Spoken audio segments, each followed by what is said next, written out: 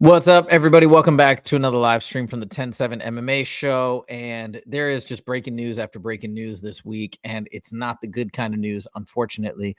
So I've been seeing reports of this. This is a fight that I was arguably more excited about than the Conor McGregor fight, or maybe equally so, because Khamzat Chimaev is my favorite fighter in the UFC. And apparently the word is that Khamzat Chimaev is out of this Saudi Arabia card, which is so devastating. This is coming up on June 22nd. So I'm going to turn it over to James Lynch right here before we get any further. So James Lynch on the James Lynch YouTube channel posted a video today, and this is what it says. Here we go. Reporting that Khamzat Chimaev is out of his main event fight, reportedly against Robert Whittaker at UFC Saudi Arabia. That event taking place next Saturday at the time I am recording this video. And I know people looking at the handle going, oh, this isn't anything legit. I'll give Benny P credit. He's broken a lot of news in the past here. So while he's not maybe your Ariel or, MMA Junkie or any of these big outlets here, he has been very much in the know in the past. So I'm going to take this report as something very legit. On top of this is something I've also been hearing behind the scenes, something that I heard about yesterday as well. And he mentions that Nasruddin Imavov could be the replacement. And this would line up because obviously this fight's in the Middle East. This card was basically, built around having a Muslim or Dagestani fighter. So I'm going to pause it right here. So Imavov, if you don't know, he just fought against Jared Cannonier and he won that pretty controversial stoppage. So he won that way. People here, I don't know if Jared Cannonier has officially contested it, but it was a controversial stoppage. That being said, he was probably at that point starting to win the fight, starting to turn the tides. And of course, you never know with the fight, so we can't say for sure what would have happened. But I think most people are celebrating his victory as fairly legit despite the bad stoppage. The thing that seems bizarre to me is like he just fought. How can he fight on June 22nd?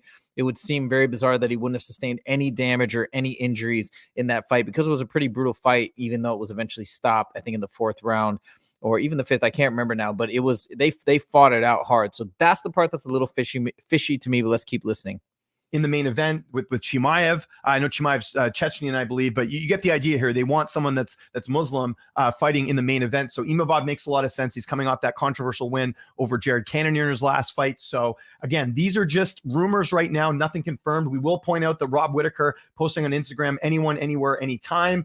So that's the other piece of confirming evidence potentially is again a fairly cryptic post from Robert Whittaker, but saying that, hey, anywhere, meaning I think he's willing to fight whoever they're going to slide in there. And I mean, honestly, anybody they're going to slide in is going to be an easier fight than Chimaev, because if you have seen my Khamzat Chimaev video, my take is that he is arguably right now already the greatest fighter of all time, just in terms of his skill set and the combination of his physical abilities as well as his mental fortitude. So they call it Tank Abbott recently said the fighter's fortitude, right? Fighter's fortitude, that mental strength. So he's got it in spades. All right, let's keep listening.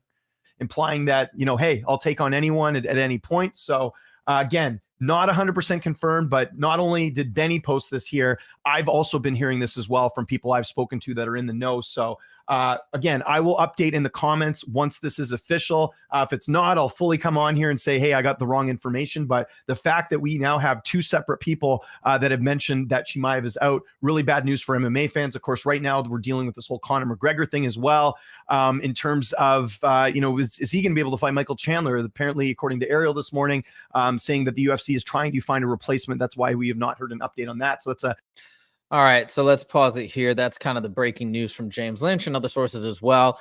I just don't even know what to say. I'm speechless. We've got somebody here who says, I'm heartbroken, man. Yeah, Khamzat is my favorite fighter too. Check out the video I did in Khamzat. I wonder if you'll agree or disagree, where I said I believe he's going to be the not even pound for pound, just the greatest fighter of all time when it's all said and done, given what I think he's capable of achieving. It says people who blame Khamzat for this are pieces of, okay, can't control if you get violently ill. Yeah, I 100% agree. I mean, we don't know the details yet. I don't think there's any idea or at least anything released yet as to why this happened. It's just such a disappointment. I know Khamzat has had a lot of difficulty in the last few years due to complications from COVID and potentially visa issues, although he's disputed that and denied that visa issues are coming in between him and fights in the US or other places outside of the Middle East. We don't know really what the real story is, but this is just So devastating. That UFC card, I can't even imagine Saudi Arabia how upset they are.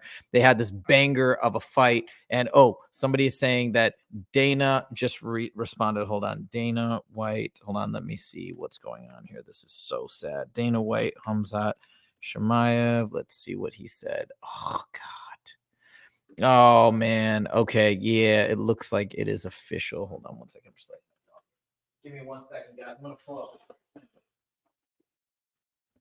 Okay, here we go. Let's take a look at this story. God, I was really hoping maybe this wasn't the case, but I'm seeing it all over the place. Okay, that makes more sense. Ikram Aleskarov. I didn't understand how they were going to slide him off, and he literally just fought. That would have made zero sense. Okay, oh my God. Forced to withdraw.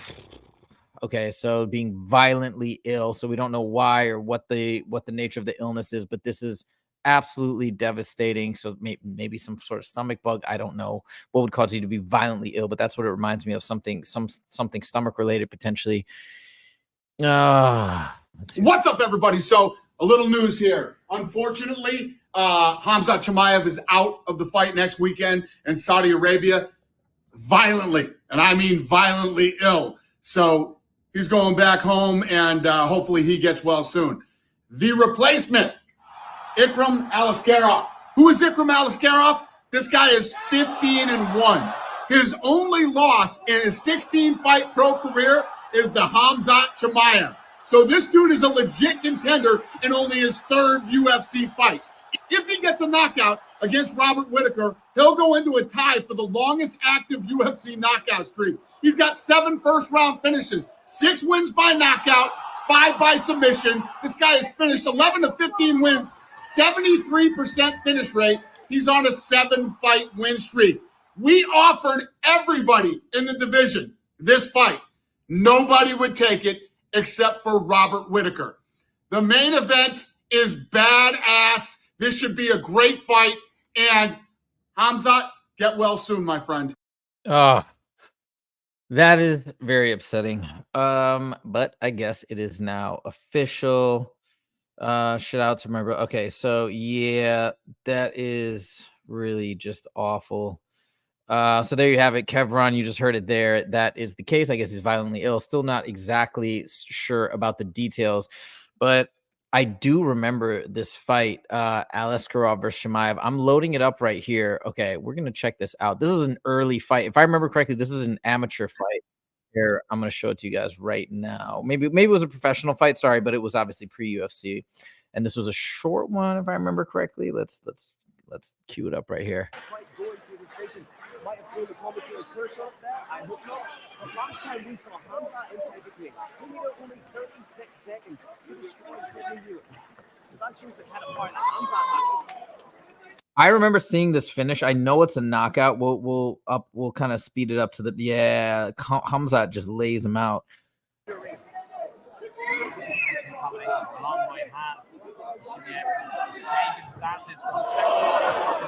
Big leg kick from Aleskarov.